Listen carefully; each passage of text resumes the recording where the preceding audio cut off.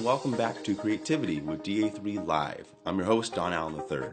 Now today we worked on making Deadpool. You can see the final result here and more on my Instagram. I started off with a sphere and subdivided it so that we got tons of polygons, and then we used the knife tool to cut out these hard edges that you see. Now we got two spheres, gave them a white fill, and those became his eyeballs. Now because we can't really see a mouth or his eyebrows, the only way to tell expressions with Deadpool is through his eyes. So we spent a little bit or a lot of time just working on the eyes and making sure that they looked correct. Now we're using the pinch tool to kind of pinch together that leather part that we're going to do later, and now we got to change the material by selecting the parts that are going to be slightly different.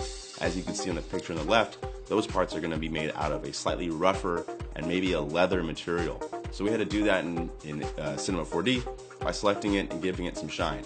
Right here we added the stitching to the face by adding a bump map that looked like stitches, and now we're just doing the fine-tuning stitching and fixing the light so that there's a better reflection. At first he was too reflective, which looks cool and he's shiny and everything, but it looks like he was wearing too much latex. And I think that his actual costume is not made of latex, but rather some kind of stretchy fabric. Last thing we had to work on is the kind of plastic lining that connects the leather part of his mask to his almost latex fabric part. And that is just used with a spline tool that has a circle sweeping on it.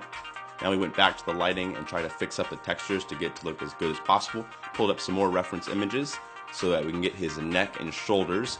This was just you saw just a sphere that we kind of pulled out to make it kind of like a neck and kind of fatten it up a little bit. Then we just gave him that black collar, and then we're done. Thank you so much for watching Creativity with DA3 Live. Have a productive and creative day.